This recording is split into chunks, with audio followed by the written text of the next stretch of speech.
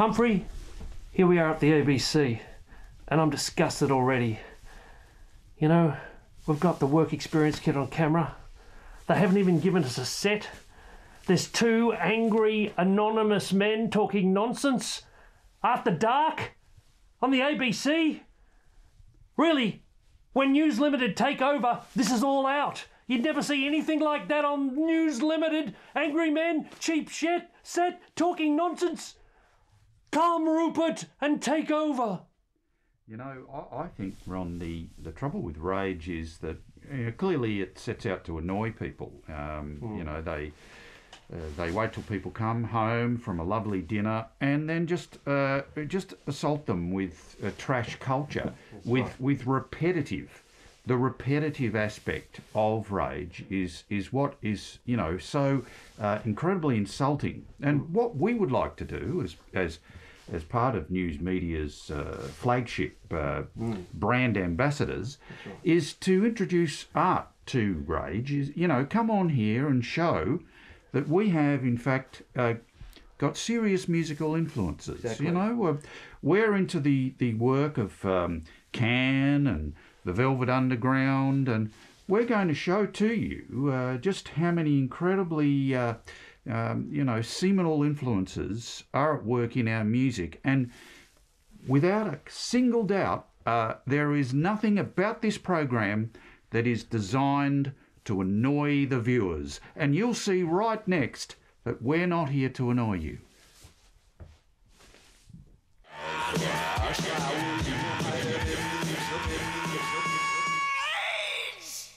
Humphrey, these days when there's a lack of a unionised workforce, what's really annoyed me is the casual abuse of workers.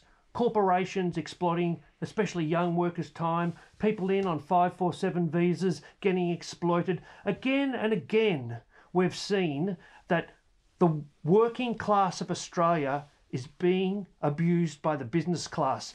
And we at TISM, and especially I as Ron Hitler Barassi, want to speak out against abuse of workers. Is that good? Okay, let's go. Balthazar! Balthazar! Come here, you fool! Rosencrantz! Balthazar! Take this thing off! Jesus. Send you back to India! Quickly, Balthazar. I did ask for the carpet to be red.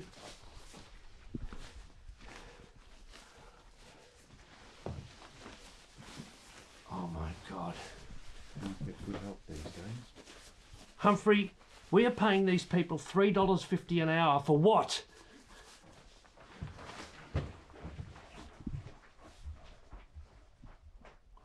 So, you know, I know that it's a pretty obvious look to be old and complaining about young people, but one of the things that sticks in my craw, and I've got two of them, is you know, the groovification of lawn bowls. Like ever since obviously Crackerjack made lawn bowls, gave it a sort of a cachet. Now when you're parties with guys who have moustaches and mullets, they always end up at a lawn bowls club. You know, it was quite a sensational piece of marketing on the part of lawn bowls to get into the hipster culture. But it's gone rife, Ron. Like I went to a club the other night and you paid your money to get in, and you sat in this chair that went diagonally up a set of stairs. Yeah, that's right. And then at the top you end up in a room and you have to put on these tartan slippers and talk gibberish at a television up on the wall. I think we hit peak lawn bowls when the kid Leroy did lawn bowls all through his latest film clip, you know, and they probably aired it here a million times. You know, like, and remember when he got the bowl. Wayne, do your fucking job and try and get this in, will you? Right, he got the bowl. Remember when the kid Leroy did that, right? And the bias had to go left for the jack and stuff. And the kid Leroy, though I actually think it was all CGI, right? The kid Leroy bowled thusly. And the kids went nuts. That's right. The kids went nuts. And at the heart of it, bias, you know. Bias. Left bias. That's exactly. what it's all about. Bias. Left bias. And so lawn bowls on this program? Never. Never. Rage.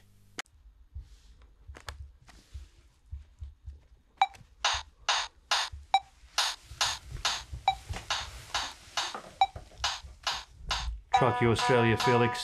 Truck you the sheep's back. Truck you Tasmania. Truck you Big Mac. Hi, driver, truck. Hi, driver, truck.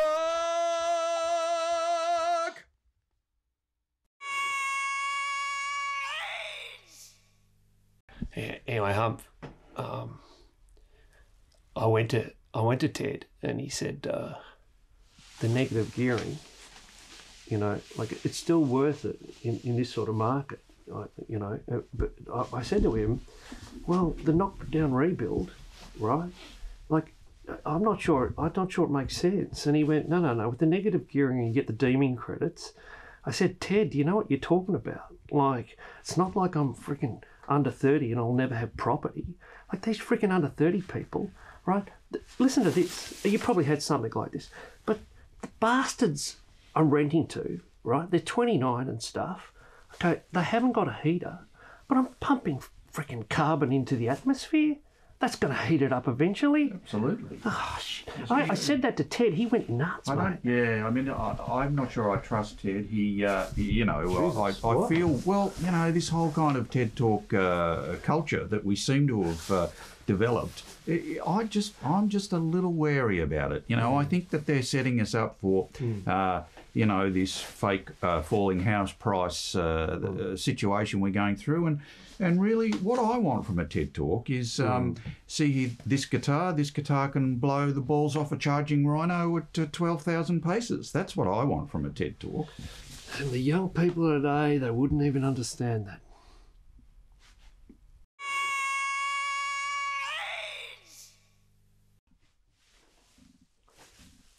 In the name of the Father, and the Son, and the Holy Spirit. Dear Lord, thank you for giving me Scott. Whenever I touched Scott, I gave him a little bit of extra finger, a little bit of God finger. And he said to me, Ron, when you touch me on the shoulder and when you touch me on the other shoulder, I feel the fingering. I feel the God fingering coming through me. Lord Jesus, thank you for giving us Scott, who not only was Prime Minister, but was also bass player in Powderfinger. He was actually in the Jackson 5. No one knew, of course, he didn't tell anyone. So, really, they should have been called the Jackson 6. He was also in the Gang of 4, who should have been called the Gang of 5. And he was in a lot of other bands with numbers that at the time, right now, I can't recall for you, Jesus and Lord. But all I know, Scott was there when you were writing the 10 Commandments. Sorry, the 11th Commandment. Lord Jesus, we offer to you this music for the hellish listeners of Rage, who, despite the glory of the coming sounds, will be damned together, damned in the hell that will be. The Liberal National Party, carbon-induced, climate nightmare, future! See, I think, you know, with those classic rock programs, the problem is that they never lift the fader on track 7. And you know why that is, don't you? It's because the fader on track 7 is the Christian rock fader. You know, 9 Inch Nails, Christian rock. 10-inch nails. Nick Cave, Christian rock. You know, they're all down here in the 14s and 20s. Lift that 7 fader and let's all find out with arms wide open. Of course, if we're talking, you know, classic rock, move up the Christian rock fader, you can't really have a conversation about classic rock without talking about Jim Steinman. Now, not many of the viewers will know Jim Steinman because, let's face it, nobody in the world is as old as we are. But I want to, you know, just sort of pay homage to Jim Steinman. You may know perhaps some of the work that he was responsible for. In particular, you may be familiar with Bonnie Tyler's Total Eclipse of the Heart. Jim Steinman is a master of understatement. You know, the Total Eclipse of the Heart was kind kind of like a Jim Jarmusch movie in its understatement. And Meatloaf, of course, is a great progenitor of the Jim Steinman art. And I want to focus very clearly on the song I Would Do Anything for Love, but I Won't Do That. The beauty about that song... Hey, Wayne, what does that do then? Is that, it's like you're lulled into this sense that... Meatloaf will give you a litany of things a lot of money. he won't do, like sorry, mate. double anal and coprophilia and, Scott Morrison. You get that sort of titillating sense from that song that you're going to get a whole list of horrendous, incestual sexual images. Sorry, Humphrey, do you want any cable ties? Yeah, actually, I really, could do with something like that.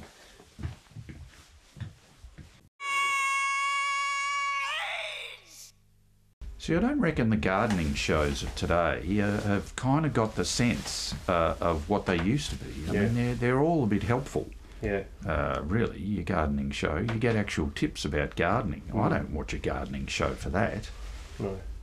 No, you don't. And, the gardening show I remember is Kev. Remember old Kev and the gardening show and stuff? Cheerio. Yeah. Now, I think Wayne, our cameraman here, has actually worked on gardening shows. So why should the Rage viewers be listening to us prattle our nonsense about gardening shows when we have a man who's actually worked on the show? Yeah. Right? So now I'd like to ask you, Wayne, if you could just get a selfie with that camera. I could help you out if you like. So can you just turn that camera around here? Right, we're just going here, something like this. Right, I'm not going to look through the viewfinder now here, Wayne. Now tell us about working on Gardening Australia. It's so much fun. Yeah, a lot of drugs backstage? Yes, there is. That's Costa's right. a shocker. Oh, you don't have to tell me, And do you think the gardening shows of today are as good as the old Kevin Hines shows? No, they're not. No, they're the ones. Kev, you are magnificent. You did ask us to get under the desk before, but I think you've been forgiven. Rage.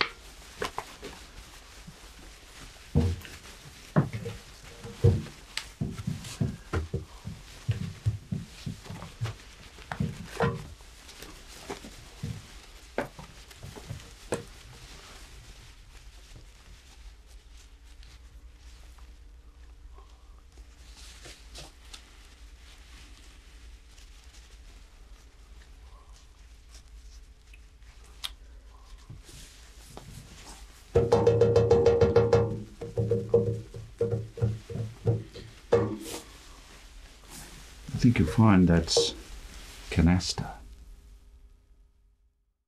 Humph, it was always in the name. Midnight Oil. Oil. They're the shills of petroleum companies and always have been. They've been hiding in plain sight. Midnight Oil reforming just when we've got a Labor government, just when we've got real action on climate. So what band comes back to try and push the pro-oil barrel? Excuse the pun. Midnight Oil, all their kids at the richest private schools. Midnight Oil. All of us sucked in. And you know what, Humph? I'm glad they're not going to be at the Good Things Festival.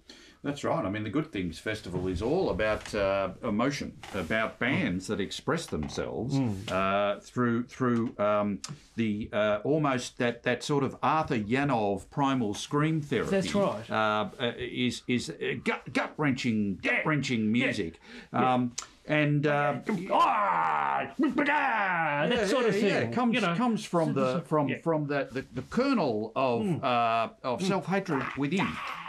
And like Tijuana Brass. Well, exactly. Herb Alpert. Herb. I mean, Herb was an unhealthy man before the Tijuana Brass got into the primal scream. Yeah. And there he is. Good Things Festival, rocking the kids. That's right. I mean, he it was mariachi sort of music, really, that made us all aware of the Bhopal incident. And, so hats off to Herb. Unfortunately, Herb is no longer with us.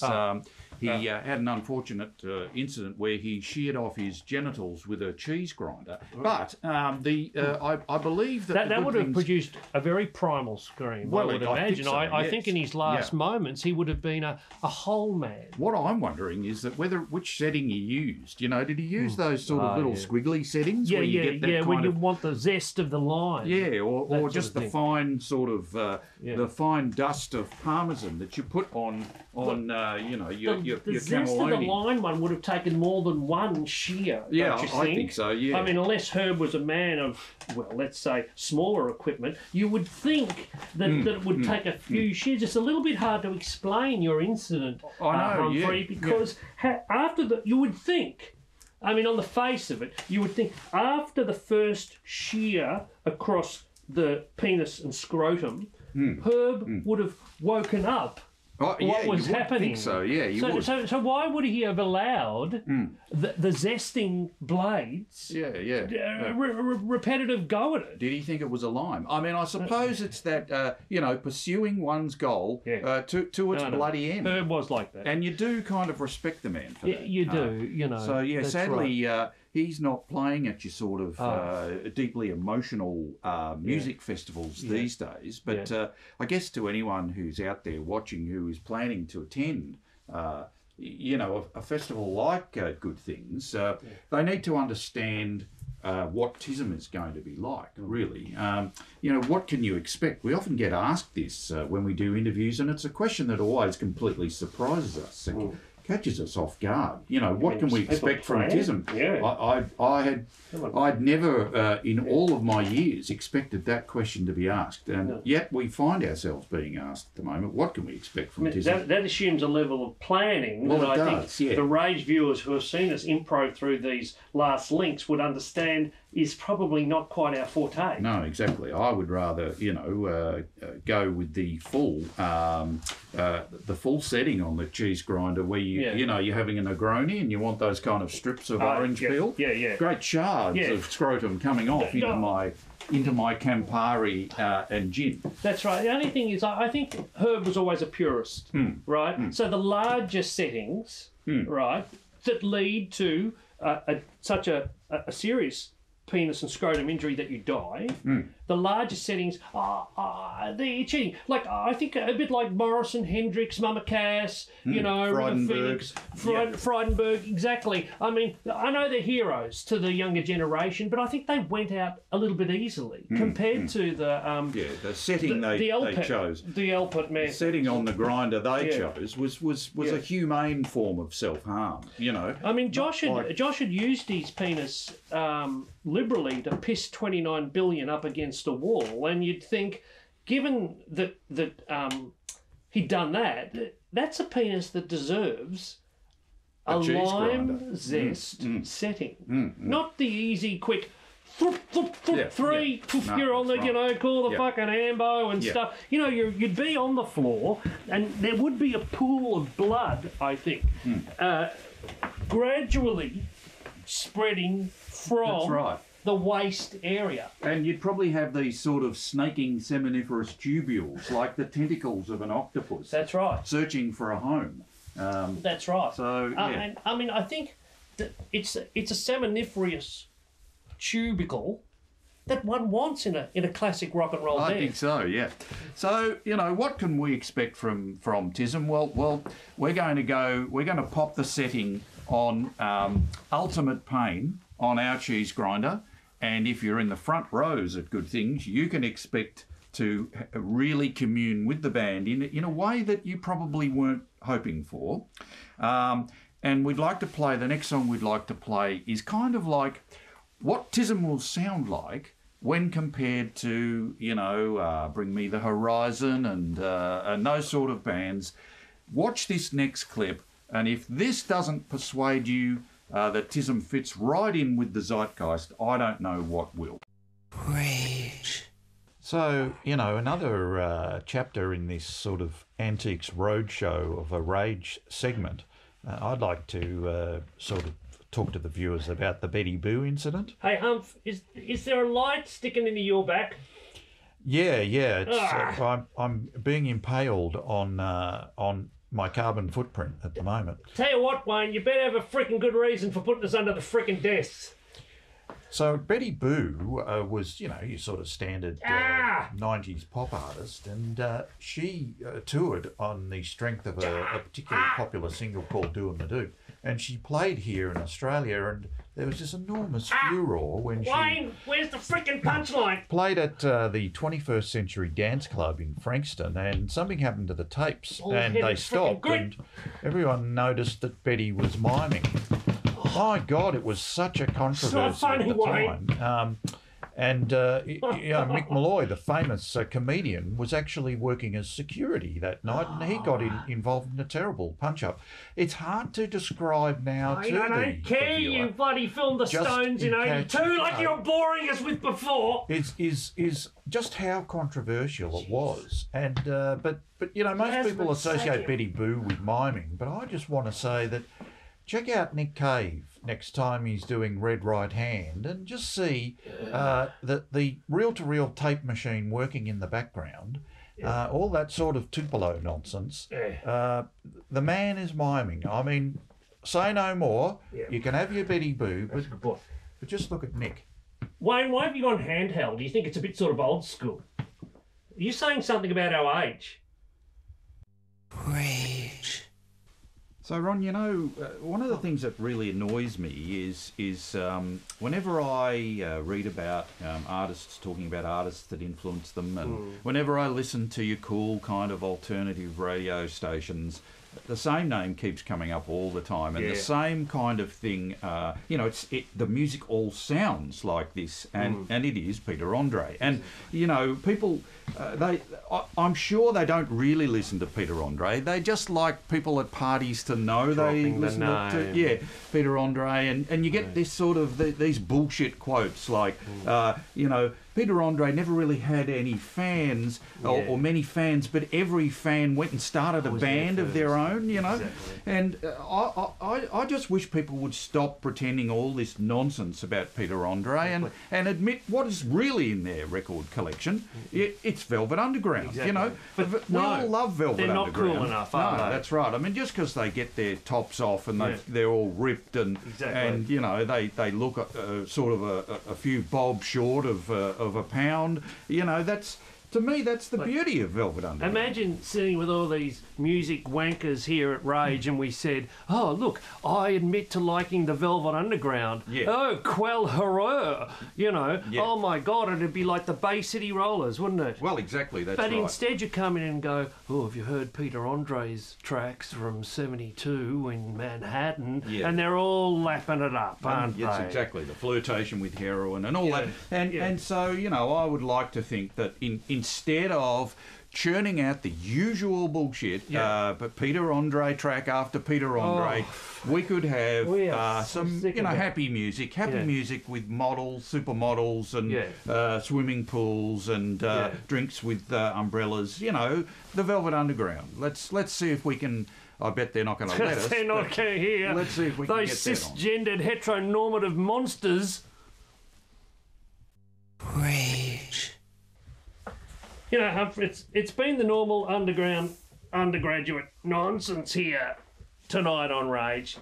The Prime Minister liked it last time we hosted Rage, but We're nowhere near that form, right? No. So I think it's time to stop the nonsense, stop the cheap jokes, stop Wayne's humiliation, and let's talk something serious, something that I think means something to the contemporary generation. So Humphrey, I'd like to introduce you as you tell us the New Kids on the Block story. So, New Kids on the Block, apparently, a band, of course, whose acronym looks suspiciously like NOB, apparently used to leave a freshly deposited stool in the middle of their dressing room at every show. And, I don't want to find out if that's true, because I've gone my entire showbiz life hoping that's true. Whenever I see New Kids on the Block, I imagine the poor workers who come in and slip on it after the show in trying to clean up their detritus. So, I think that's the sort of thing that should be shown on Rage. If you look at New Kids on the Block, or NOB, as I like to call them, you'll notice that there are very clever little, like Easter eggs in the old DVDs. You'll find stools in most of their film clips. I think in the clip that we're going to show, Humph, by the way, I think the Prime Minister would very much approve of this segment. Yeah, he would, yeah. I think if you look carefully at the clip that we're going to show, I mean, the incompetence here at the ABC probably can't slow it down and still it at the precise moments. But I think you can see the building of stool, both in the profile around the bowel area and also in the awkward mannerism that they have. In fact, I would advise... well, I suppose what I'm talking about is the viewers at home who are male without girlfriends. I would advise them to pause it at 1 minute 38, and one can start seeing an incipient stool. Both incipient, yes, incipient stool. I put that one in for the Prime Minister. Yeah, an incipient stool, both in the lead singer and the third androgynous person to the right of the singer. Yeah, yeah, absolutely. And I guess for the viewers at home, if you've got kiddies, watch New Kids on the Block, and a bit like your Easter egg hunt, see how many stools you can spot. I also think, we're making a joke, a poo joke.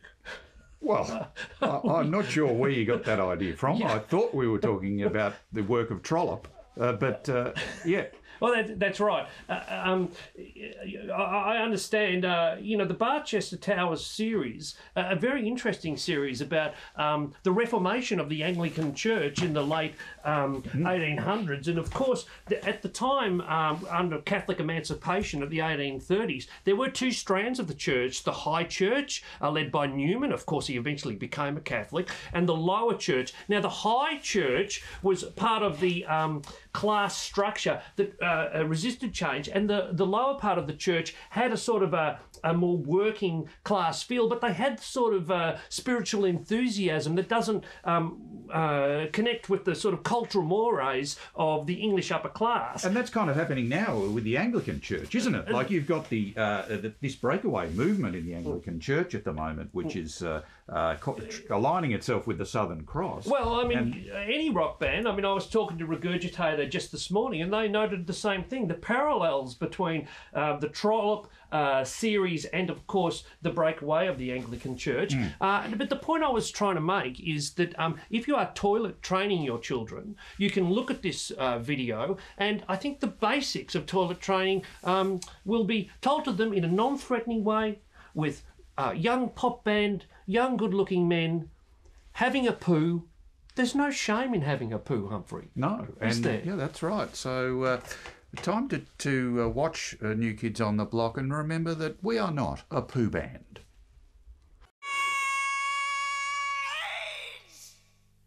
Humphrey, Parliament is an important institution, an increasingly important institution. As I was talking to Hockey Dad the other day, and they were pointing out that the nature of Western democracy is a combination of the written black letter law of the Constitution and also the conventions of the Constitution. And I think in a well-governed democracy, both things are equally respected. Of course, the Conservatives have always said that to us until the conventions didn't suit them anymore, and then they just ignored them.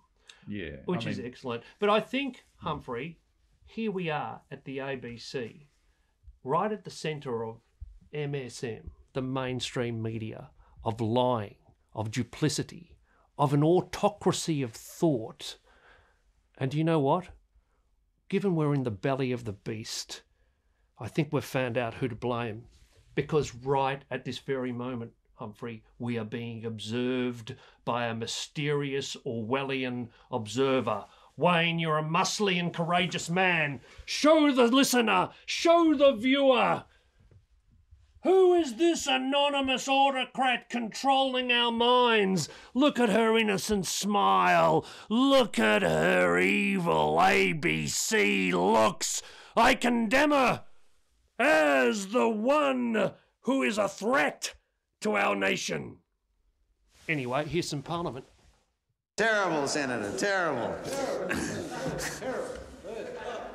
No, but not only did he say that he was going to raise his profile. He's talking about his facelift. Well, I said to my wife at the time, I said, I see Andrew Peacock is going to raise his profile. And she said he's going to have another facelift. And he then went on to volunteer. That Senator Cheney was going to raise his profile, which he did the following week, until nasty people like Neil Brown told him to pull his head in, when he lowered his profile again. And the third person to raise their profile was to be Senator Lewis. Now, perhaps this is it. I don't know. But if this is it, all I can say is it has to be better. Now, Senator, insofar as your question, is insofar as look, I've already answered the question as far as I'm concerned. I'm getting a lot of help here. But insofar as your question expresses concern about this issue, as distinct from what I regard as speculation, I regard it as a very genuine question, and I will seek to obtain an answer to that part of it. Rage.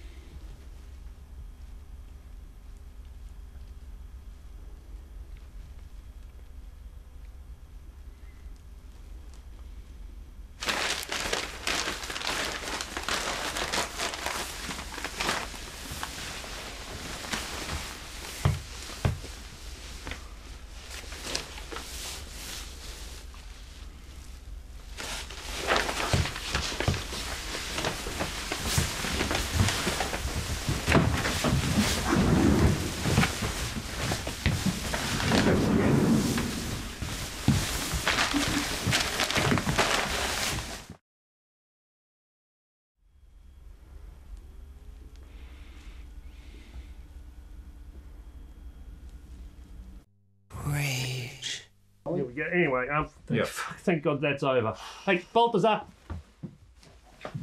They're the best things. Work. Jesus Christ. Anyway, what's next? It's Triple R, I think. Yeah, I think, Triple R. and God almighty. And then yeah, back to picking on PBS, I homeless think. people, I think. Yeah, and Janine will tell us anyway. Yeah. So, careful there. Ah, careful there. And then we're going to lead us out. Do you guys know how to get us out? You going through the elevator? Christ, not even so easy. Yeah. Whose idea was this? Yeah, Fucking hell. Yeah, you can tell already it's... Oh, thank you.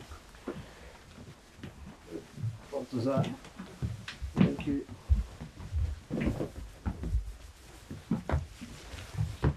All right, let's go. Oh, careful. I don't know about you, my light straps are beginning to numb my legs.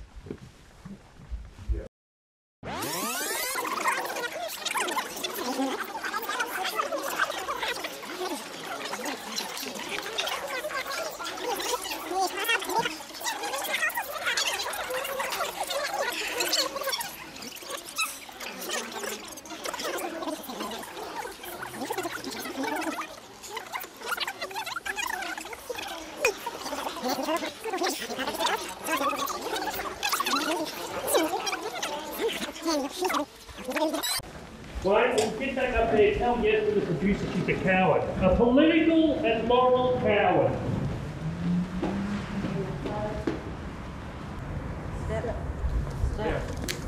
Step.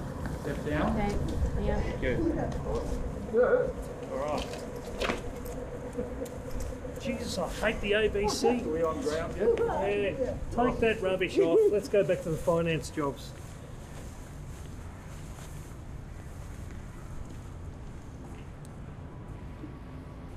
Nice.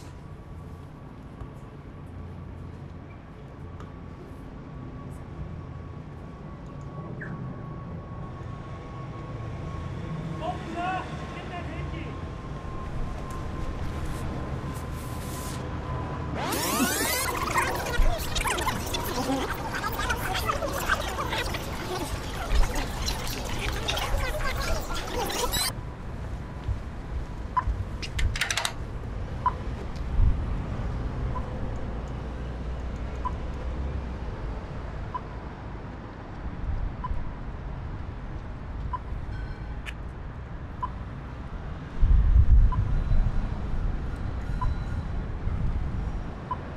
Bring me the Xanax.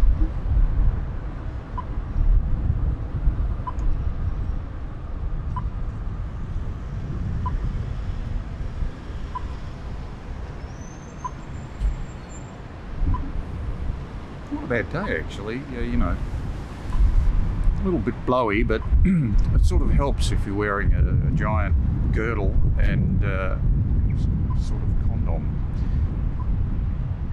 attached to a cheese grinder. Wayne, I think you've possibly filmed enough. Triple R waits for no one. Humphrey! You're a rock and roll star. Cross, I get the goddamn lights.